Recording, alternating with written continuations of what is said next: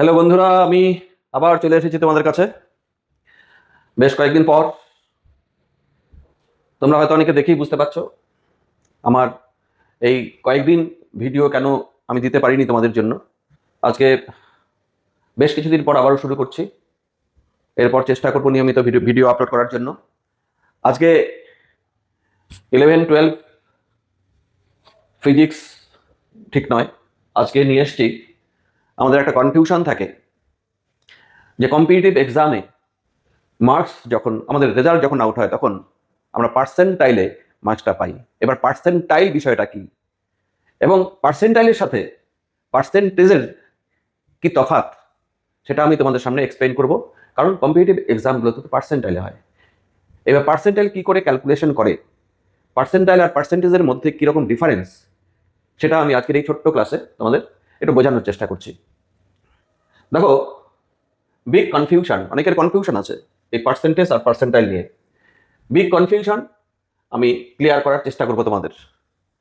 কি percentage versus percentile. বিভিন্ন competitive exam, জেই বলো, সিইটি বলো, নিট বলো, বিভিন্ন পরীক্ষাতে মার্কসগুলো পার্সেন্টাইলে আসে। এবার পার্সেন্টাইল বিষয়টা কি সেটাই আমরা সহজ উদাহরণ সহ আমি বোঝানোর চেষ্টা করছি। পার্সেন্টাইল আর পার্সেন্টেজের মধ্যে ডিফারেন্স দেখো।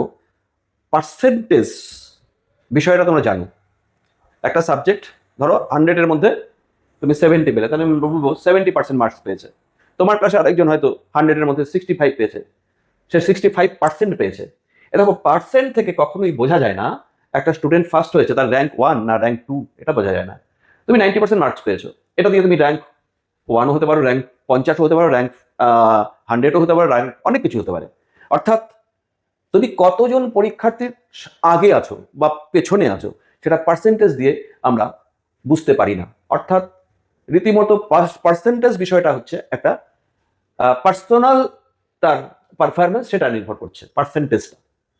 আর পার্সেন্টাইল বিষয়টা পার্সোনাল নয়, এটা নির্ভর করে পার্সোনাল তো বটেই, কিন্তু অন্য অন্য স্টুডেন্টের তুলনায় তুমি কতটা ভালো করেছো সেটা হচ্ছে পার্সেন্টাইল দিয়ে হিসাব হয়। এবার পার্সেন্টাইল আর পার্সেন্টেজের মধ্যে দেখো আমি ডিফারেন্সটা বোঝানোর চেষ্টা করছি। পার্সেন্টেজ কি? এই যে পার্সেন্টেজ হলো সম্পূর্ণভাবে তোমার নিজস্ব পারফরমেন্সের মাপকাঠি। মোট নম্বরের মধ্যে তুমি নিজে কত নম্বর পেয়েছো শুধুমাত্র তার উপর ভিত্তি করে পার্সেন্টেজ বা শতাংশ নির্ণয় করা হয়, এটা খুব ভালো করেই জানো। আচ্ছা, অন্য ছাত্রছাত্রীরা, দেখো অন্য ছাত্রছাত্রী কত পেলো তার সাথে এর কোনো সম্পর্ক নেই। কোনটা? পার্সেন্টেজ। পার্সেন্টেজ কিভাবে ক্যালকুলেট করে তোমরা জানো? প্রাপ্ত নম্বরকে, এই যে প্রাপ্ত নম্বর, নাম্বার অবটেইনড বাই মোট নম্বর ইন্টু 100, এটাকে আমরা পার্সেন্টেজ বলি। এত পার্সেন্ট নম্বর পেয়েছে। কোনো একটা পরীক্ষায় ধরো 500-র মধ্যে পরীক্ষা হলো, ফুল মার্কস হচ্ছে 500। 500-র মধ্যে তুমি পেলে মনে করো 400, এটা হচ্ছে মার্কস অবটেইনড। এটা তোমরা সকলেই জানো কত পার্সেন্ট মার্ক পেলে। দেখো, পার্সেন্টেজ যখন আমি ক্যালকুলেশন করব নাম্বারের, প্রাপ্ত নম্বর কত? 400, তা 400 বাই ফুল মার্কস কত পরীক্ষায়, কতর মধ্যে পরীক্ষা হয়েছে সেটা 500 বাই 500 ইন্টু আমি 100 করব, এটা হচ্ছে পার্সেন্টেজ। তার মানে দেখো এখানে দাঁড়াচ্ছে 0.000080%। আচ্ছা, এই 80% তুমি মার্কস পেয়েছো। হ্যাঁ, কতজন ছাত্রের থেকে বেশি পেয়েছো বা কতজন ছাত্রের থেকে কম পেয়েছো তার কোনো হিসাব এখানে নেই। এটা হচ্ছে পার্সেন্টেজ, নর্মাল হিসাব, যেটা নাকি ছোটবেলা থেকে করে আসছো। আচ্ছা, তার মানে প্রাপ্ত নম্বরকে ভাগ করতে হবে মোট নম্বর দিয়ে, এটা প্রাপ্ত নম্বর ডিভাইডেড বাই মোট নম্বর ইন্টু 100। কোথায় ব্যবহার হয় এই পার্সেন্টেজ? মূলত বোর্ড এক্সাম, 10 বা 12 ক্লাসে যে বোর্ড এক্সাম হয় সেখানে, বা বা স্কুলের যে সাধারণ পরীক্ষা সেগুলোতে আমরা পার্সেন্টেজ হিসাবে নম্বরটা পাই, দেওয়া হয়। আচ্ছা, এরপর দেখো পার্সেন্টাইল কি। পার্সেন্টাইল এটা হলো, পার্সেন্টাইল হলো একটি তুলনামূলক রিলেটিভ মাপকাঠি। অন্য ছাত্রের তুলনায় তুমি কত বেশি পেয়েছো বা কম পেয়েছো তারই একটা মাপকাঠি। প্রতিযোগিতামূলক পরীক্ষার ক্ষেত্রে মানে কম্পিটিটিভ এক্সামের জন্য এটি অত্যন্ত জরুরি। পরীক্ষায় অংশগ্রহণকারী মোট ছাত্রছাত্রীদের মধ্যে কত শতাংশ পরীক্ষার্থী তোমার সমান বা তোমার চেয়ে কম নম্বর পেয়েছে সেটাই পার্সেন্টাইল দিয়ে বোঝানো হয়। কি হলো? কত পার্সেন্ট স্টুডেন্ট তোমার সমান বা তোমার চাইতে কম নম্বর পেয়েছে, সেটাই তোমার পার্সেন্টাইল।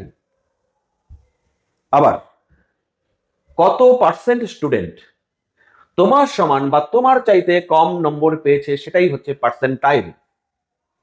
হিসাব কি করে হয় দেখো, হিসাব এনটিএ পার্সেন্টাইল ফর্মুলা। তোমার সমান বা তোমার থেকে কম নম্বর পাওয়া পরীক্ষার্থীর সংখ্যা, এখানে নম্বরের কোনো ব্যাপার নেই, পরীক্ষার্থীর সংখ্যা দিয়ে তুমি কত মার্কস পেয়েছো সেটা না, কিন্তু পরীক্ষার্থীর সংখ্যা তোমার সমান বা তোমার থেকে কম নম্বর পাওয়া পরীক্ষার্থীর সংখ্যাকে ভাগ করতে হবে মোট পরীক্ষার্থীর সংখ্যা দিয়ে, তাকে 100 দিয়ে গুণ। ক্লিয়ার? তোমার সমান বা তোমার চাইতে কম নম্বর পাওয়া স্টুডেন্টের সংখ্যা, পরীক্ষার্থীর সংখ্যাকে মোট পরীক্ষার্থীর সংখ্যা দিয়ে ডিভাইড করলে পাওয়া যাবে পার্সেন্টাইল, ইন্টু 100 করতে হবে। এবার আমি সহজ কিছু এক্সাম্পল দিয়ে আমি তোমাদের বোঝানোর চেষ্টা করি। দেখো, একটা সহজ এক্সাম্পল নিচ্ছি। মনে করো কোনো একটা পরীক্ষায় মোট ছাত্র, total students, number of students ধরো কত ধরবো, ধরো 1000। আর ফুল মার্কস, টোটাল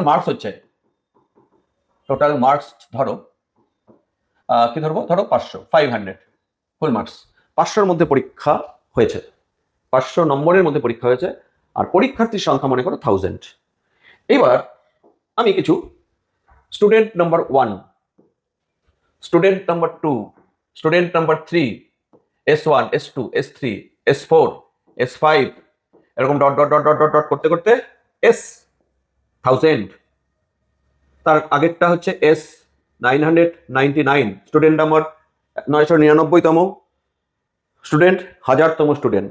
আচ্ছা, S1 এটা মার্কস পেয়েছে, ধরো মার্কস পেয়েছে ধরো কতর মধ্যে, 500-র মধ্যে, ধরো 400। আর এর র্যাঙ্ক কত হলো, ধরো এর র্যাঙ্ক 1 মানে প্রথম। পরের জন ধরো 350, এর র্যাঙ্ক 2। পরের জন মনে করো 300, এর র্যাঙ্ক 3। তারপরের জন মনে করো আমি কম 250, এর র্যাঙ্ক 4। এইখানে মনে করো লাস্ট 999তম যে স্টুডেন্ট, সেটা মনে করো পেয়েছে 20, কতর মধ্যে, 500-র মধ্যে। এর র্যাঙ্ক তাহলে 999 র্যাঙ্ক এটা। আর 1000 নাম্বার যে স্টুডেন্ট, সে মনে করো 10 পেয়েছে, এটা মার্কস অবটেইনড, তার র্যাঙ্ক তার 1000 হলো। এবার আমি যদি পার্সেন্টেজ হিসাব করি,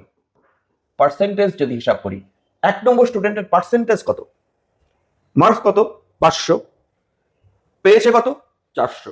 তাহলে তুমি কি করবে, 400-কে 500 দিয়ে ডিভাইড করবে, marks obtained by full marks into 1000 আর ইন্টু 100, 0.0000 80%। তাহলে এর পার্সেন্টেজ 80%। আচ্ছা, পার্সেন্টেজ সাইন দিচ্ছি না, পার্সেন্টেজ, এর পার্সেন্টেজ কত দেখো, 350-কে ডিভাইড করতে হবে 500-র মধ্যে ইন্টু 100, 0.000 70%। এ পেয়েছে 70%। এগুলো পার্সেন্ট, আমি এখনো পার্সেন্টাইলে আসিনি। যে 300 পেয়েছে তাকে 500 দিয়ে ডিভাইড, মোট নাম্বার 100 দিয়ে মাল্টিপ্লাই করো, তাহলে 5 6 30, 60%। যে 250 পেয়েছে, 250-কে 500 দিয়ে ডিভাইড করো ইন্টু 100 করো, তুমি পাবে 50%। এই যে 999তম যে স্টুডেন্ট, সে পেয়েছে 20/500 ইন্টু 100, মানে 4%, পেয়েছে 4%। যে 10 পেয়েছে 10/500 ইন্টু 100, তাহলে 0.000 এগুলো পার্সেন্ট।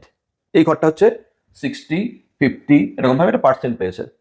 আচ্ছা, যে ফার্স্ট হয়েছে, মানে যে র্যাঙ্ক 1 করেছে, তার পার্সেন্টাইল হচ্ছে 100 পার্সেন্টাইল। এবার পার্সেন্টাইলের হিসাব দেখো কি করে পার্সেন্টাইল করা হবে।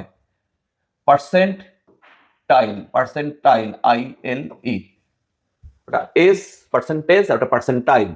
দেখো পার্সেন্টাইলের হিসাব হবে এখন, র্যাঙ্ক 1 যে সে 100 পার্সেন্টাইল পেয়েছে, কি ফর্মুলা ছিল, তোমার নম্বর এবং তোমার থেকে নিচে যত জন আছে, তুমি মানে স্টুডেন্ট 1 এবং তার নিচে যত স্টুডেন্ট আছে তার সংখ্যাটা লিখতে হবে উপরে।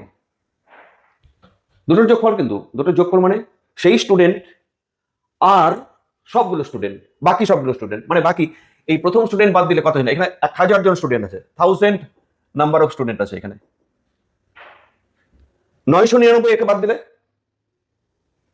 999 আবার ওর মার্কস ওকেও ধরতে হবে, সে এবং তার থেকে কম নম্বর যুক্ত পরীক্ষার্থীর সংখ্যা। তার মানে 1000, এখানে 1 প্লাস 999 মানে 1000 বাই মোট পরীক্ষার্থীর সংখ্যা, বাই মোট পরীক্ষার্থীর সংখ্যা হচ্ছে 1000 ইন্টু 100। দেখো র্যাঙ্ক 1 যে হয়েছে তার পার্সেন্টাইল হচ্ছে 100 পার্সেন্টাইল, এটা পার্সেন্টাইল, তাহলে পার্সেন্টাইল এটা 100 পার্সেন্টাইল। কে পেয়েছে 100 পার্সেন্টাইল? যে র্যাঙ্ক 1। দেখো একটা বিষয়, যে নাকি পার্সেন্টেজের দিক থেকে 80% পেয়েছে তার 100 পার্সেন্টাইল হলো র্যাঙ্ক 1, তাহলে এটা হচ্ছে 100 পার্সেন্টাইল হলো। এবার পরেরটা আসো, সেকেন্ড যে র্যাঙ্ক করেছে তার। আচ্ছা দেখো উপরে কি হবে, স্টুডেন্ট নিজে এবং তার নিচে যত স্টুডেন্ট আছে, স্টুডেন্ট নিজে এবং তার নিচে যত স্টুডেন্ট আছে, এই স্টুডেন্টের নিচে কতজন আছে? এই স্টুডেন্টের আছে হচ্ছে 998, 998 আর প্লাস নিজে মানে 999, উপরে 999 হচ্ছে। আর টোটাল স্টুডেন্ট কত? 1000 ইন্টু 100, 0.99 পার্সেন্টাইল, এটা 99.9 পার্সেন্টাইল যে র্যাঙ্ক করেছে 2। এবার পরের জন দেখো পেয়েছে 300, পার্সেন্টেজ 60। এবার পার্সেন্টাইল হিসাব নম্বর দিয়ে না কি, সে এবং তারপরে টোটাল 2 জন বাদ দাও, 998, সে এবং তারপরে নিচে মার্কস পাওয়া যে স্টুডেন্টের সংখ্যা, তার মানে 998 by 1000 into 100, total student, total number of student, সে এবং তার নিচে যতজন স্টুডেন্ট আছে সেটা উপরে, সে এবং তার থেকে কম নম্বর পাওয়া স্টুডেন্টের সংখ্যা উপরে। তার মানে এটা মিন করছে তুমি কতজন স্টুডেন্ট, কত পার্সেন্ট স্টুডেন্টের উপরে মার্কস পেয়েছো সেটা নেই। দেখো তাহলে 998 এখানে থার্ডটার কথা বলা হচ্ছে, থার্ড যে 900 নিজে এবং আরো 997 আছে নিচে বাদ দিলে, 997 আর নিজে মিলে 998, নিচে 1000 ইন্টু 100 মানে 99.8 পার্সেন্টাইল, এটা 99.8 পার্সেন্টাইল। পরের জন মার্কস তো পেয়েছে 250, কিন্তু পার্সেন্টাইল হচ্ছে তোমার স্টুডেন্ট সংখ্যা দিয়ে 3 জন স্টুডেন্ট বাদ দাও, উপর থেকে 3 জন স্টুডেন্ট বাদ দাও, 3 জন বাদ দিলে 997 বাই 1000 ইন্টু 100 মানে 99.7 পার্সেন্টাইল। এবার আমি যে নাকি 999 র্যাঙ্ক করেছে তার পার্সেন্টাইল হিসাব করি। দেখো তার পার্সেন্টাইল নম্বরের সঙ্গে কোনো সম্পর্ক নেই, পার্সেন্টাইলের স্টুডেন্ট নাম্বারের সঙ্গে, নাম্বার অফ স্টুডেন্টের সঙ্গে সম্পর্ক। আচ্ছা এর পার্সেন্টাইল দেখো নিজে এবং তার নিচে কজন আছে? 2 জন total, 2/1000, total number of student 1000 into 100, তাহলে 0000, 2/10, 2/10 মানে হচ্ছে 0.2, 0.2 পার্সেন্টাইল পেয়েছে পার্সেন্টাইল। এবার পরের জন লাস্ট যে সে নম্বর পেয়েছে 10, তার র্যাঙ্ক 1000, হ্যাঁ পার্সেন্টেজ তো 2% পেয়েছে। পার্সেন্টেজ হিসাব সে এবং তার নিচের সংখ্যা কত? সে এবং তার নিচের সংখ্যা হচ্ছে 1, যদি সেই শুধু তার নিচে আর নেই, তার মানে 1/1000 হচ্ছে টোটাল নাম্বার অফ স্টুডেন্ট, আর সে এবং তার নিচের নম্বর পাওয়া স্টুডেন্টের সংখ্যা একজনই আছে লাস্ট মানে, ইন্টু 1000 ইন্টু 100, তাহলে 100 0 তাহলে 0.1, তাহলে এর পার্সেন্টাইল হচ্ছে 0.1। তার মানে যে র্যাঙ্ক 1 হয় সে নম্বর যতই কম পাক, সে হয়তো 50% পেয়েছে, 50% পেয়েও 100 পার্সেন্টাইল হতে পারে। তার মানে 100 পার্সেন্টাইল বুঝতে হবে সে হচ্ছে টপে আছে। এবার 99.9 পার্সেন্টাইল মানে হচ্ছে সে 99 জনের, 999 জনের মধ্যে উপরে আছে। 99.8 পার্সেন্টাইল মানে হচ্ছে 998 জনের মধ্যে উপরে আছে, বেশি মার্কস আছে তার। তো তার পেছনে আছে 997 জন, তার পেছনে সে নিয়ে 998 জন। এইভাবে হিসাব হয় পার্সেন্টাইল। এবার পার্সেন্টাইলের অনেক সুবিধা আছে পার্সেন্টেজ থেকে। কি সুবিধা দেখো, দেখবে সিইউটি পরীক্ষা বা যেই পরীক্ষা, যেই মেইনস পরীক্ষাগুলো মাল্টিপল শিফটে হয়, একাধিক শিফটে হয়। তাহলে এই একাধিক শিফটে হওয়ার জন্য সব শিফটে তো কোশ্চেনের যে লেভেল সেটা তো সমান হয় না। কোনো শিফটে কোশ্চেন একটু সহজ হয়, কোনো শিফটে কোশ্চেন একটু হার্ড হতে পারে। সেই ক্ষেত্রে তাহলে পার্সেন্টেজ হিসাব করলে তো ভালো পরীক্ষার্থীরাও তাহলে র্যাঙ্কে পিছিয়ে যাবে পার্সেন্টেজ হিসাব করলে। যে শিফটের মধ্যে হার্ড কোশ্চেন হয়েছে সেইখানে একজন ভালো স্টুডেন্ট সে পেছনে থাকবে। তাহলে এই অসুবিধা দূর হবে তখনই যদি পার্সেন্টাইল করা হয়। পার্সেন্টাইল দেখো, মাল্টিপল শিফটে যখন পরীক্ষা হয় পার্সেন্টাইলের সুবিধা কি, কেন যেই সিইউটি পরীক্ষায় পার্সেন্টাইল করা হয়? যেই মেন বা সিইউটির মতো পরীক্ষাগুলোতে একাধিক দিন বা একাধিক শিফটে অনুষ্ঠিত হয়। ফিজিক্স পরীক্ষায় তোমার ডিফারেন্ট দিতে হচ্ছে, হয়তো 3 দিন হলো সিইউটি, 4 দিন হলো ফিজিক্স, ডিফারেন্ট শিফটে বা ডিফারেন্ট দিতে হয়। এরপরে সমস্ত শিফটের প্রশ্নপত্র হুবহু তো এক মানে নাও হতে পারে, লেভেল ডিফিকাল্টিস লেভেল যেটা হাই লো হতে পারে, হ্যাঁ, এবং সেটা এক মানের করা সম্ভব কখনোই হয় না। হয়তো শিফট 1 এর প্রশ্ন সহজ ছিল কিন্তু শিফট 2 প্রশ্ন খুব কঠিন ছিল, তাহলে তো অসুবিধা হয়ে যাবে। এবার ওটাকে কি করা হয়, নর্মালাইজ করা হয়। নর্মালাইজ করা মানে হচ্ছে প্রত্যেকটা শিফটের জন্য আলাদা আলাদা পার্সেন্টাইল ক্যালকুলেশন করা হয়। তাহলে পার্সেন্টাইল ক্যালকুলেশন করলে ভালো স্টুডেন্টগুলো সামনেই থাকবে। পার্সেন্টাইল করলে ভালো স্টুডেন্টগুলো মানে র্যাঙ্ক সামনেই থাকবে, পেছনে হবে না র্যাঙ্ক। সহজ শিফটের ছাত্ররা বেশি নম্বর পাবে আর কঠিন শিফটের ছাত্ররা কম নম্বর পাবে, এতে তো অবিচার হবে। যে শিফটে সহজ প্রশ্ন হয়েছে তারা বেশি নম্বর পেয়ে যাবে, খারাপ স্টুডেন্টও বেশি নম্বর পেয়ে যাবে। আর যে শিফটে কঠিন প্রশ্ন হয়েছে ভালো স্টুডেন্টরাও কম নম্বর পেয়ে যাবে, তাহলে অবিচার হয়ে যাবে, ঠিক হবে না। সেই জন্য এনটিএ প্রতিটি শিফটের ছাত্রদের নম্বরকে পার্সেন্টাইলে বদলে দেয়। এটি নিশ্চিত করে যে প্রশ্ন কঠিন বা সহজ যাই হোক না কেন সবার র্যাঙ্ক একটি সমতার ভিত্তিতে তৈরি হবে। সহজই হোক আর কঠিনই হোক তোমার র্যাঙ্ক ঠিকঠাক থাকবে। এই জন্য পার্সেন্টাইল বিশেষ গুরুত্বপূর্ণ কম্পিটিটিভ এক্সামের ক্ষেত্রে। তাহলে পার্সেন্টেজ আর পার্সেন্টাইলের মধ্যে আমরা এক নজরে একটা পার্থক্য দেখি। পার্থক্য এক নজরে, পার্সেন্টেজ এটা বিষয়, পার্সেন্টেজ পার্সেন্টাইল। আচ্ছা, পার্সেন্টেজের অর্থ 100 নম্বরের মধ্যে তুমি কত পেয়েছো, আর পার্সেন্টাইলের অর্থ কি, কত শতাংশ ছাত্র তোমার পেছনে আছে। ইম্পর্টেন্ট কথা। নির্ভরশীলতা শুধুমাত্র তোমার প্রাপ্ত নম্বরের উপর নির্ভর করে পার্সেন্টেজ হয়, অন্যান্য ছাত্ররা কেমন পরীক্ষা দিয়েছে তার উপর নির্ভর করে পার্সেন্টাইল হয়। সর্বোচ্চ মান 100%, তুমি যদি সব সঠিক প্রশ্নের উত্তর দাও তুমি 100% পাবে। আর 100% মানে কিন্তু পরীক্ষা তুমি প্রথম হওয়া, ফার্স্ট র্যাঙ্ক করা। তুমি যদি প্রথম হও 100%, প্রথম হলে 100%, সে হয়তো 50% পেয়েছে, সে হয়তো 40% পেয়েছে, সেটা পেয়েও সে 100% হতে পারে। তাহলে বুঝতে পারছো কোথায় ব্যবহৃত হয়? বোর্ড এক্সামে পার্সেন্টেজ ব্যবহার হয়, আর যেই মেইন সিইউটি, ক্যাট ইত্যাদি প্রতিযোগিতামূলক পরীক্ষায় পার্সেন্টাইল ব্যবহার করা হয় সমতা নিয়ে আসার জন্য। এই যে সারা ভারতবর্ষে একসঙ্গে ডিফারেন্ট ডেতে হয়তো 25 লাখ স্টুডেন্ট পরীক্ষা দিচ্ছে বা 24 লাখ স্টুডেন্ট পরীক্ষা দিচ্ছে, তাদের সমতা তৈরি করার জন্য পার্সেন্টাইলটাই বেশি উপযোগী এবং গুরুত্বপূর্ণ। এইভাবে পার্সেন্টাইল ক্যালকুলেশন করা হয়। তাহলে পার্সেন্টেজ আর পার্সেন্টাইলের মধ্যে কি ডিফারেন্স, কেন ইউজ করা হয় পার্সেন্টাইল কম্পিটিটিভ এক্সামের ক্ষেত্রে, সেটা তোমরা বুঝলে। যদি কারো অসুবিধা থাকে আমাকে মেসেজ করে জানাবে, কমেন্ট করে জানাবে, আমি আবারও না হয় বুঝিয়ে দেবো। আচ্ছা, ঠিক আছে, আজকে তাহলে এইটুকুর জন্যই আজকে পার্সেন্টেজ আর পার্সেন্টাইলের বিষয়টা তোমাদের বোঝানোর জন্য আমি আজকের এই ভিডিওটা করলাম। যাদের মধ্যে কনফিউশন আছে পার্সেন্টেজ আর পার্সেন্টাইল, আশা করি এই ভিডিও তোমাদের এই কনফিউশন দূর করে দেবে। এবং যে সমস্ত গার্জিয়ানরা পার্সেন্টাইল মিনিংটা জানেন না তাদেরও কনফিউশন দূর হবে আশা করি। ঠিক আছে, শেষ করছি, আবারও দেখা হবে।